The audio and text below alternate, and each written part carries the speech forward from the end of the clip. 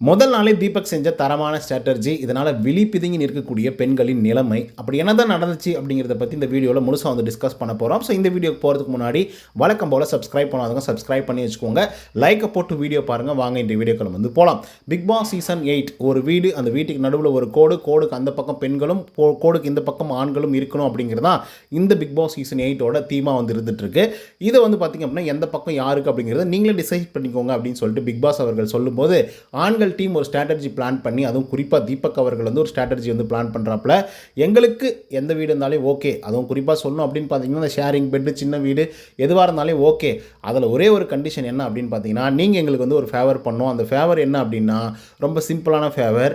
ஏதாவது ஒரு நாமினேஷன், அதாவது 15 வாரம் நாமினேஷன் நடக்கும், அதில் ஏதாவது ஒரு வாரத்தில் ஆண்களை நீங்கள் நாமினேட்டே பண்ணக்கூடாது அப்படிங்கிற மாதிரி ஒரு ஸ்ட்ராட்டஜி வந்து பிளான் பண்ணுறாரு. இந்த ஸ்ட்ராட்டஜி வந்து பார்த்தீங்கன்னா ஒவ்வொரு பெண்மணிகளுக்கும் செருப்பு கழட்டி அடித்த மாதிரி ஒரு பக்கம் இருந்தாலும் கூட, இன்னொரு பக்கம் வந்து ஓகேப்பா 106 நாள் நான் வந்து ரொம்பவே கம்ஃபர்ட்டாக வந்து இருக்க போகிறேன், பெரிய வீட்டில் வந்து இருக்க போகிறேன் அப்படின்றது தான் அவங்களுடைய முக்கிய நோக்கமாக இருந்ததுனால, சரி ஓகே நாங்கள் வந்து இந்த ஸ்ட்ராட்டர்ஜி, அதுக்கப்புறம் ஃபேவரிசம், அதுக்கப்புறம் வந்து டீலுக்கு எல்லாத்துக்கும் ஓகே சொல்கிறோம்ப்பா, எங்களுக்கு அதை பற்றின பிரச்சனையே இல்லை, வரக்கூடிய பெண்களையும் நாங்கள் வந்து பேசி சமாளிச்சுக்கிறோம் அப்படிங்கிற மாதிரி சொல்லிடுறாங்க. ஆனால் பின்னாடி வரக்கூடிய ஆட்கள் எல்லாருமே இந்த மாதிரி நீங்கள் எதுக்கு ஒத்துக்கிட்டீங்க, இந்த மாதிரி ஒரு விஷயத்துக்கு வந்து நீங்கள் ஏன் ஒத்துக்கிட்டு இந்த மாதிரிலாம் நடந்துருக்கிறீங்க, இதெல்லாம் வந்து எங்களை கேட்டு டிசைட் பண்ண வேண்டாவா, நீங்களே வந்து டிசைட் பண்ணிக்கிறதா அப்படிங்கிற மாதிரி ஒரு பக்கம் வந்து கேள்விகள் கேட்டிருந்தாலும், தார்மீகமாகவும் ரொம்ப கடுமையாகவும் கேள்வி கேட்டது 2 பேர் தான். ஒருத்தர் வந்து பார்த்திங்கன்னா தர்ஷிகா, அவங்க வந்து ரொம்ப கிளியராக சொன்னாங்க, நாமினேஷன் ஃப்ரீ அப்படின்றது வந்து அது ரொம்ப ரொம்ப ரொம்ப மோசமான ஒரு விஷயம். ஏன்னா அவங்களுக்கு நாமினேஷன் ஃப்ரீயை கொடுத்துட்டோம் அப்படின்னா அதுக்கப்புறம் நாமினேட் பண்ண வேண்டியது பெண்களாக மட்டும்தான் இருக்க முடியும். பெண்களை மட்டும் நாமினேட் பண்ணி அதிலேருந்து ஒரு ஆள் எலிமினேட் ஆகி வெளியே போவாங்க, அது நானாக கூட இருக்க முடியும். ஸோ அதனால் இந்த டீலுக்கு நான் ஒத்துக்க மாட்டேன், அதுக்கு வந்து நான் சரி வர மாட்டேன் அப்படின்னு சொல்லிட்டு நம்மளுடைய தர்ஷிகா சொல்கிறாங்க. இதை ரொம்ப ஸ்ட்ராங்காகவும் ரொம்ப ஹார்டாகவும் எடுத்துகிட்டு கொண்டு போனது யார் அப்படின்னு பார்த்தீங்கன்னா ஜாக்லின் தான். இவங்க தான் கடைசி கண்டஸ்டண்ட்டாக உள்ளே வராங்க.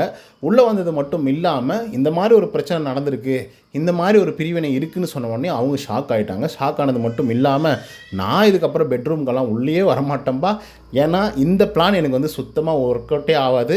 ஏன்னா இந்த வீட்டில் இருக்கிறது 2 சுதந்திரம். ஒன்று வந்து பார்த்திங்க அப்படின்னா பேசுகிற சுதந்திரம், 2வது வந்து பார்த்திங்கன்னா நாமினேஷன் சுதந்திரம். நாமினேஷன் அப்படிங்கிற சுதந்திரத்தையே நீ பறிச்சுக்கிட்ட அப்படின்னா என்னால் எப்படி இந்த இடத்துல வந்து வாழ முடியும்? இது ஒன்றும் என்னுடைய சொந்த வீடு கிடையாது. ஏன்னா என் சொந்த வீட்டில் எனக்கு ஒரு கோவம் வந்துச்சு அப்படின்னா சேரை போட்டு உடைப்பேன், இங்கே இருக்கிறத தூக்கி அங்கே வைப்பேன், அங்கே இருக்கிறத எடுத்து இங்கே வைப்பேன். உங்களால் பண்ண முடியுமா? முடியாதுல்ல. நினச்ச நேரத்துக்கு உங்களால் தூங்க முடியுமா? நினச்ச நேரத்தில் சமைக்க முடியுமா? நினச்ச நேரத்தில் சாப்பிட முடியுமா? முடியாதுல்ல. அதுக்குன்னு ஒரு டைம் இருக்குல்ல, அதுக்குன்னு ஒரு ப்ரொசீஜர் இருக்குல்ல.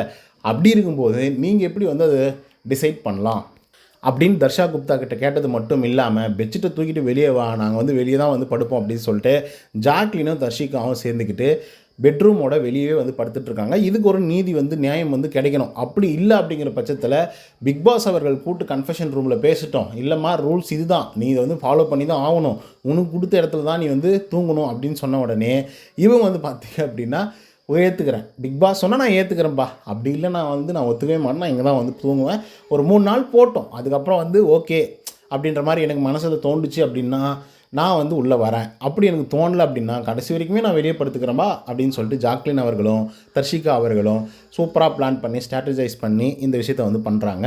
இதை தாண்டி வந்து பார்த்திங்கன்னா ஜாக்லின் ஆண்களோட டீமுக்கிட்டையும் போயிட்டு இது எங்களுக்கு வந்து ஒத்து வராதுங்க, இந்த டீலை வந்து அவங்க ஏற்றுக்கிட்டாங்க, அதை வந்து எங்களால் ஏற்றுக்க முடியாது, நாங்கள் வந்து இது ஃபேவரிசம் வந்து பண்ணவே முடியாது, நாமினேஷனில் வந்து ஃப்ரீஸாக அவங்கள வந்து கொடுக்கவே முடியாது அப்படிங்கிற மாதிரி ஜாக்லின் வந்து வாதாடுறாங்க.